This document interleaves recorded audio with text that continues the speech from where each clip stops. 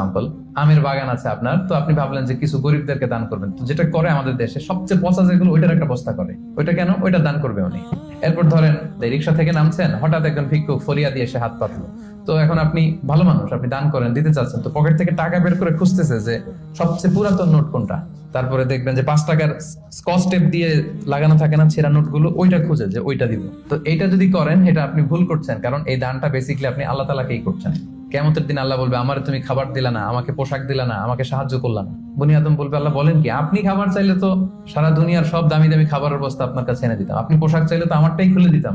আল্লাহ বলতেন, ওই যে অসহায় পীড়িত দুস্থ সুবিধা বঞ্চিত মানুষগুলোকে খাওয়ালে আমাকে খাওয়ানো হতো, তাদেরকে পড়ালে আমাকে পড়ানো হতো। তো এই যে আপনি ছিঁড়া নোটটা যে গরিবের হাতে দিলেন, আসলে ওইটা আল্লাহরে দিয়েছেন আপনি, এটা কখনোই করবেন না। আল্লাহ তাআলা বলছেন, ওয়ালা তায়াম্মামুল খাবিসা মিনহু তুনফিকুন, খারাপটা আল্লাহরে দিও না, আল্লাহর রাস্তায় ভালোটা দিবে। সবচেয়ে ভালোটা যদি আপনি আল্লাহর রাস্তায় দিতে না পারেন, তাহলে আপনি ইমানদারি হতে পারলেন না। তাই আমরা ভালোটা দিব খুঁজে খুঁজে। আপনি আম বাগানের মালিক, আপনি সবচেয়ে টসটসে পাকা এক বস্তা আম আপনি কালেক্ট করবেন, যে এটা আপনি দান করবেন। ধরেন যে 10 টাকার কচকচে নোট নিয়ে আপনি সবসময় ঘুরলেন এবং এটা প্ল্যান করলেন যে যখন দিব এই চকচকে 5 টাকার নোটটা দিব, কারণ আল্লাহ বলেছেন সবচেয়ে ভালোটা আমার রাস্তায় দাও। তো এই অভ্যেসটাকে আমরা একটু করতে পারবো ইনশাআল্লাহ।